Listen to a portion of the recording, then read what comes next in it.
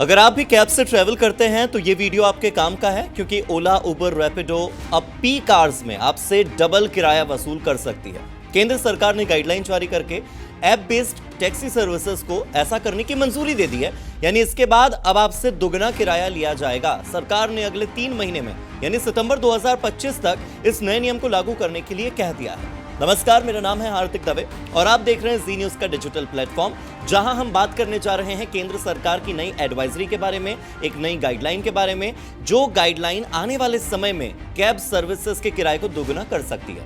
केंद्र सरकार ने मोटर व्हीकल एग्रीगेटर गाइडलाइन यानी MVAG 2025 जारी की है, जिसमें ओला, उबर, रैपिडो और इनड्राइव जैसी कैब कंपनियों को पी कार्स में अपना बेस किराया दोगुना यानी कि 2x वसूलने की इजाजत दी है। पहले ये लिमिट जो थी 1.5 गुना तक थी, यानी कि अगर 100 रुपया किराया था तो 150 रुपया लिया जा सकता था, मगर अब 100 रुपया बेस किराया है तो आपसे 200 रुपया भी लिया जा सकता है। मान लीजिए कि दिल्ली में मुझे 5 किलोमीटर दूर कहीं जाना है और कैब का जो बेस किराया है वो 100 रुपये है, तो जो नया नियम है उसके कारण पी कार्स में आपसे 200 रुपये भी लिए जा सकते हैं। पी कार्स क्या होते हैं ये भी समझना जरूरी है।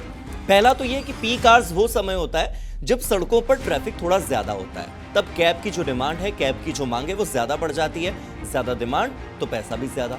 दूसरा, बारिश का समय चल रहा है, मौसम खराब है, इस वजह से लोग ज्यादा कैब बुक करते हैं, अपनी गाड़ी से ट्रेवल करना अवॉइड करते हैं। तो आमतौर पर सुबह 8 बजे से लेकर 11 बजे तक जब सब लोगों को ऑफिस पहुंचना होता है, शाम 5 बजे से लेकर 9 बजे तक जब लोगों को ऑफिस से अपने घर जाना होता है, ये वो समय होता है जिसे पीक आवर माना जाता है। इसके अलावा बारिश है, त्योहार है, कोई बड़ा इवेंट है, इस दौरान भी पीक आवर्स हो सकते हैं।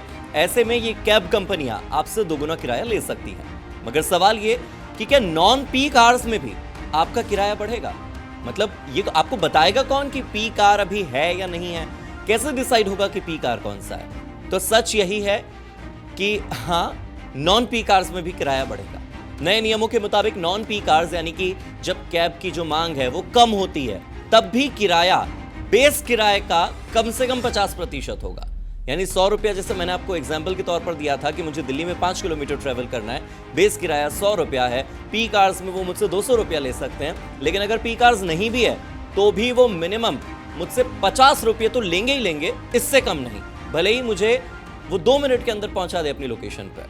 दोपहर का समय है, 1 बजे, 2 बजे, 3 बजे या देर रात 11 बजे, 12 बजे, जो कि पीक आवर्स नहीं है, वहां पर मिनिमम बेस किराए का 50% तो हमसे लिया ही जाएगा।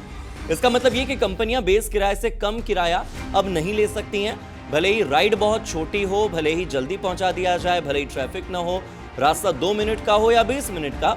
नियम ड्राइवर्स की इनकम को फिक्स करने के लिए बनाया गया है, तो ये ड्राइवर्स के फेवर में जाता है। अब ये जो बेस किराया मैं बार बार बोल रहा हूं, ये क्या होता है ये समझना जरूरी है।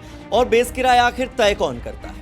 इसका जवाब यह है कि बेस किराया वो मूल किराया होता है जो कैब, ऑटो रिक्शा या बाइक टैक्सी के लिए एक निश्चित दूरी या फिर एक निश्चित समय के लिए तय किया जाता है। ये बेस किराया जो है ये स्टेट गवर्नमेंट यानी कि राज्य सरकारें तय करती हैं, क्योंकि ट्रांसपोर्ट लॉज जो होते हैं यानी परिवहन के जो नियम होते हैं वो राज्य के अधिकार क्षेत्र में आते हैं। फॉर एग्जाम्पल, आप नोएडा में ट्रैवल कर रहे हैं, आप गाजियाबाद में ट्रैवल कर रहे हैं, तो यूपी का जो बेस किराया निर्धारित है, जो यूपी सरकार ने, योगी सरकार ने तय किया है, आपको वो भरना होगा।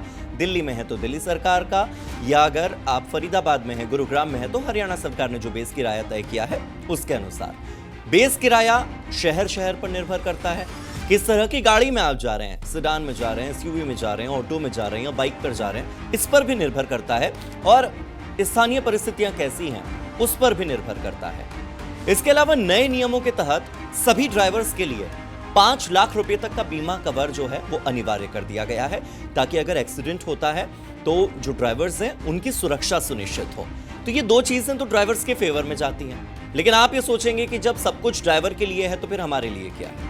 अगर ड्राइवर राइड एक्सेप्ट करने के बाद बिना कोई प्रॉपर रीजन दिए, बिना कोई उचित कारण बताए आपकी राइड को कैंसिल करता है, तो उस पर बेस किराए का 10% जुर्माना लगेगा। मैंने आपको एग्जाम्पल दिया था कि मान लीजिए 100 रुपया है, 100 रुपये का बेस किराया अगर है तो 10% तक का जुर्माना यानी 10 रुपये उसके ऊपर जुर्माना लगेगा अगर वो राइड को कैंसिल कर देता है।